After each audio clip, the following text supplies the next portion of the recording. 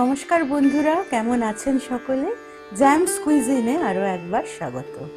আজকে আমরা নিয়ে এসেছি বেঙ্গলি স্টাইল মিক্সড ভেজিটেবল বা লাবড়ার রেসিপি। খুব পপুলার একটা রেসিপি। এর জন্য নিয়ে নেব নানা ধরনের সিজনাল ভেজিটেবলস। আসুন দেখে নিই কীভাবে রান্নাটা করব। 2 টেবিল স্পুন সর্ষের তেলে দিয়েছি 2টো তেজপাতা, অবশ্যই তেলটা গরম করে। একটা শুকনো লঙ্কা হাফ করে ভেঙে এর মধ্যে আমরা ফোড়ন হিসাবে দিলাম। ওই তেলেই দিয়ে দিচ্ছি কিছুটা 5 ফোড়ন, আর 5 ফোড়নটা একটু নেড়ে তারপরেই দিয়ে দিচ্ছি একটা টমেটো 6 টুকরো করে কাটা। এরপর ওই তেলেই দিয়ে দিলাম 2 টিস্পুন আদা বাটা, এবং আদা বাটাটা একটু নেড়ে নিচ্ছি।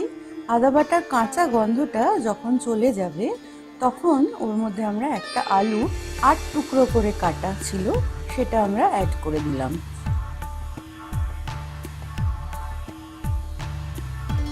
আলুটা আমরা একটু লালচে করে ভেজে নিচ্ছি।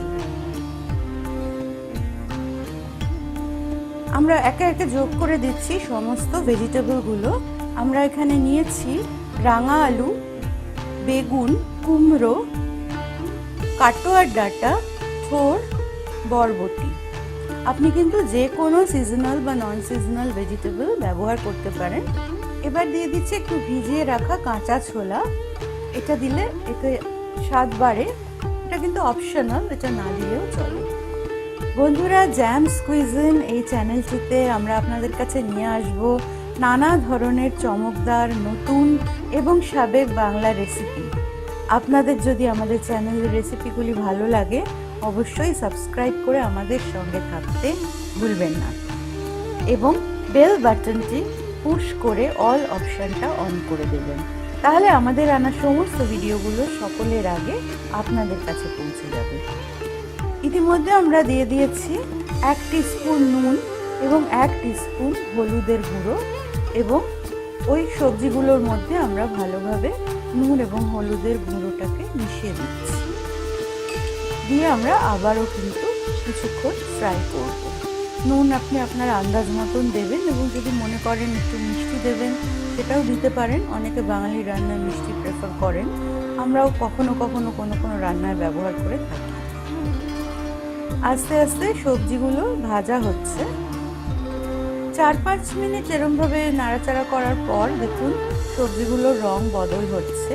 আস্তে আস্তে এগুলো একটু সেদ্ধ হচ্ছে। এই পর্যায়ে আমরা একটু চিনি অ্যাড করেছি। এই রান্নাটায় কোনো রকম জল ব্যবহার হবে না। এটা একটা বলতে পারেন স্পেশাল টিপস আমাদের পক্ষ থেকে। জল ব্যবহার না করে আমরা আস্তে আস্তে সময় দিয়ে এটাকে লো টু মিডিয়াম ফ্লেমে রান্না করব। আমরা কিন্তু ওপেনভাবেই রান্না করেছি, তবে আপনি চাইলে মাঝে মধ্যে একে ঢাকা দিয়ে লো ফ্লেম করেও রাখতে পারেন, তাহলেও কিন্তু সবজিগুলো খুব সুন্দরভাবে সেদ্ধ হবে। দেখুন রান্না শেষ হয়ে এসেছে। কিভাবে বুঝবো? আমরা দেখতে পাচ্ছি যে আলু, কুমড়ো ইত্যাদি নরম যে সবজিগুলো সেগুলো একটুখানি গলে গলে গেছে। এই পর্যায়ে বুঝতে হবে আমাদের রান্না রেডি হয়ে গেছে। এর মধ্যে আমরা দিয়ে দিচ্ছি আগে থেকে তৈরি করে রাখা ভাজা মশলা। ভাজা মশলার রেসিপি আমাদের চ্যানেলেই পাবেন, অবশ্যই আপনারা দেখে নেবেন। তৈরি হয়ে গেছে ভীষণ সুস্বাদু লাবড়া। দেখা হচ্ছে খুব শিগগিরই আরও একটা ভিডিও নিয়ে। ততদিন পর্যন্ত সবাই ভালো থাকুন। নমস্কার।